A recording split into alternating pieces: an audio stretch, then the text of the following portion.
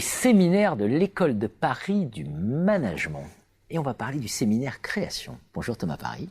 Bonjour Jean-Philippe. Thomas Paris, vous êtes professeur affilié à HEC Paris et vous êtes chercheur au CNRS. Michel Berry, un jeune premier, fondateur de l'École de Paris du management. Alors les séminaires, avant de venir sur le séminaire création qu'a piloté Thomas, les séminaires, pourquoi vous avez créé cette logique de séminaire ? L'idée, c'était d'explorer les pratiques de management, de toute forme d'organisation, en créant une école qui s'appelle l'École de Paris, et en se disant, on n'a pas les moyens d'avoir ni des professeurs, ni des élèves, ni des chercheurs, et après tout, c'est beaucoup d'ennuis en moins que d'avoir une école sans rien.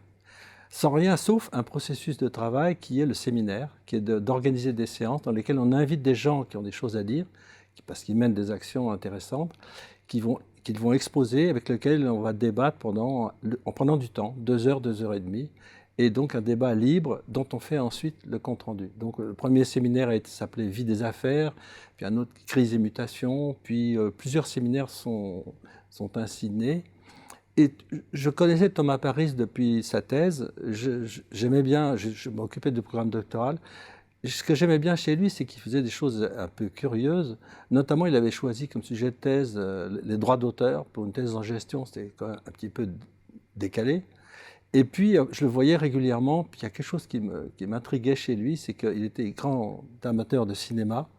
Et à chaque fois qu'il allait voir un film, il disait « il est raté, il faut que je le fasse moi-même ». Ça, pour moi, c'est quelqu'un qui voit loin, ce qui est bien pour un chercheur.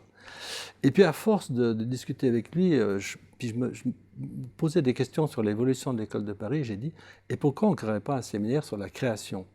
Tu pourrais inviter les créatifs dont tu as envie, séminaire très libre. On inviterait des artistes, des architectes, des designers, des cuisiniers. Bon. Et alors, je me disais, évidemment, pour l'École de Paris, c'est un petit peu osé, parce que vendre ça à des sponsors, ce n'est pas toujours très facile. Mais je me disais, à l'époque, on disait que la création était l'avenir de l'entreprise, parce qu'avec la concurrence des pays en voie de développement, on ne pouvait plus faire le bas de gamme, il fallait être créatif. Et donc les gens disaient, soyons créatifs. Qu'est-ce que ça veut dire être créatif ? Pour moi, c'est un oxymore. Gérer un créatif, c'est impossible. C'est des transgressifs, c'est des gens déviants, donc c'est pas possible. Donc normalement, les entreprises classiques ne doivent pas y arriver. Et je me suis dit, un détour par la création, outre le plaisir qu'il donne, pourrait peut-être être une bonne idée.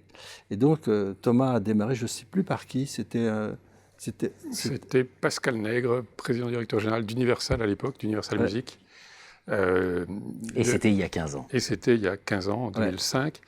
Peut-être pour reprendre un petit peu le fil de l'histoire, effectivement, moi j'avais cette espèce de constat qu'à la fois, par exemple, sur le cinéma, on avait un cinéma qui était très protégé, très organisé, très structuré, mais avec une production qui pouvait laisser à désirer.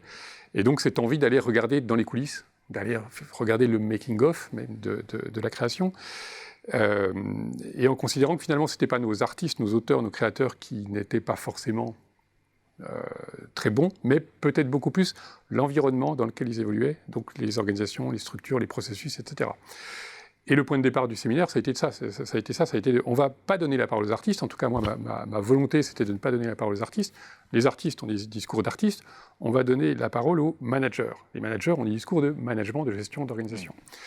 Assez rapidement, d'ailleurs, on a fait une concession à cette espèce de parti pris de départ. C'était, je crois, le premier créateur qui était invité à parler, c'était Alain Sindrins, qui est décédé depuis, qui était un grand chef et qui était un des premiers grands chefs à dire « j'arrête avec les 3 étoiles, j'arrête avec le guide Michelin ». Et d'ailleurs, ça va me permettre de créer différemment et d'être sans doute beaucoup plus créatif. Et ça m'avait interpellé et je me suis dit « tiens, on va tester un créateur ». Parce que derrière ce discours, il n'y a pas uniquement un discours artistique, il y a un discours de la manière dont les institutions pèsent sur mon fonctionnement vont changer ma pratique de création. Et donc, on lui a donné la parole sur cet aspect-là, et c'était très bien. Et donc, après, on a ouvert la porte à pas mal de créateurs dans différents domaines. Et alors, ce que je trouve amusant, c'est que ce séminaire qui se déroule une fois par mois, les gens qui y vont, ils se disent « je vais pêcher ». C'est pas normal d'aller dans un truc comme ça, aller écouter un article. Je vais pêcher, mais ils y vont parce qu'ils sont attirés par ça. Et à la fin, ils se disent « ah mince, alors, dis donc, j'ai appris quelque chose en management aujourd'hui ». C'est-à-dire qu'en fait, on apprend vraiment des choses utiles à l'entreprise, mais c'est quand même un peu péché que d'y aller. Et alors évidemment, tout l'art de Thomas, c'est d'arriver à trouver à chaque fois des raisons nouvelles de pêcher, des gens très, très inattendus. Et alors une question, je ne sais pas comment il fait pour trouver ces orateurs ou oratrices. Il va peut-être nous dire.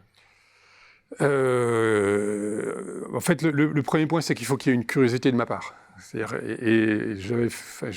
Pendant ma thèse, comme j'étais passionné par le cinéma, je m'étais interdit d'avoir un regard subjectif, c'est-à-dire de mettre en avant mes goûts personnels, et donc je m'étais forcé à faire abstraction, et donc à ne pas me laisser éblouir par l'aura de tel ou tel réalisateur ou tel cinéaste. Et j'ai gardé ça de ma thèse, en fait, ça a été assez fertile pour ma thèse, et j'ai gardé cette capacité finalement à prendre des distances par rapport à des individus qui peuvent avoir une aura extrêmement forte. Ce qui fait qu'il m'est arrivé de discuter, parce qu'il me semblait qu'ils avaient des choses intéressantes à dire avec des créateurs un peu stars dans leur domaine, puis au bout d'un moment de dire, écoutez, non, vous n'êtes pas mûr, enfin je ne l'ai pas dit comme ça, mais parce qu'il fallait que ça réponde à une question que je me posais, et qui, derrière, c'était l'hypothèse, si je me la pose moi, il y a d'autres questions qui se la poseront. Et donc le séminaire a pris le parti depuis le début de ne surtout pas être un défilé de stars qui vont raconter leur vie ou leur création, mais d'être un séminaire axé avant tout sur des problématiques d'organisation, de management.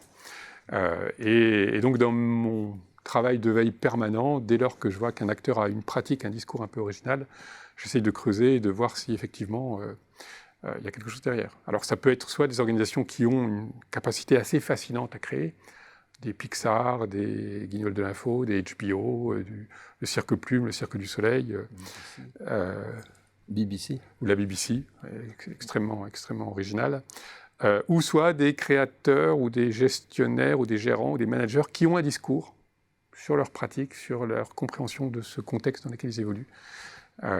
Et voilà, et ça peut m'alerter, je les mets dans mes tablettes, et quand ça revient une fois, deux fois, trois fois, c'est l'exemple de la BBC notamment, je me dis, bah, tiens, là, il faut y aller, il y a vraiment quelque chose. BBC, superbe institution, centenaire, publique, donc on peut se dire bureaucratique, qui a de moins en moins d'argent, et néanmoins qui est considérée toujours aujourd'hui comme extrêmement créative, qui a une capacité à être audacieuse de manière permanente. Et donc là, il y a un mystère. Et donc voilà, ça m'a attiré. Donc j'ai éclairer le mystère. Voilà, et essayé de comprendre ce mystère, comment fait la BBC.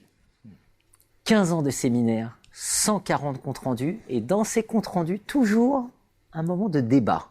Et des débats qui peuvent être très vifs. C'est un espace de controverse quand même. Absolument. Ces séminaires. C'est vraiment comme ça qu'est conçue l'École de Paris. Un lieu de débat comme dans les salons du XVIIIe siècle. Bon, si seulement on pouvait retrouver ça. Je crois que vous avez une anecdote concernant Thierry Lhermitte. Non, oui, sur cet aspect des débats, moi je remercie systématiquement les intervenants. Alors j'utilise souvent celle-là pour présenter aux futurs intervenants ce qu'est le séminaire. Et quand j'ai remercié Thierry Lhermitte qui est intervenu pour raconter le processus de création au sein du Splendide, comment ils arrivaient à créer A6, il m'a répondu en me disant « C'est moi qui vous remercie, ce n'est pas mon quotidien d'avoir des échanges de cette qualité. » Voilà, qui fait rêver tous les chercheurs. Merci infiniment Thomas Paris, merci Michel Berry. Merci. Merci.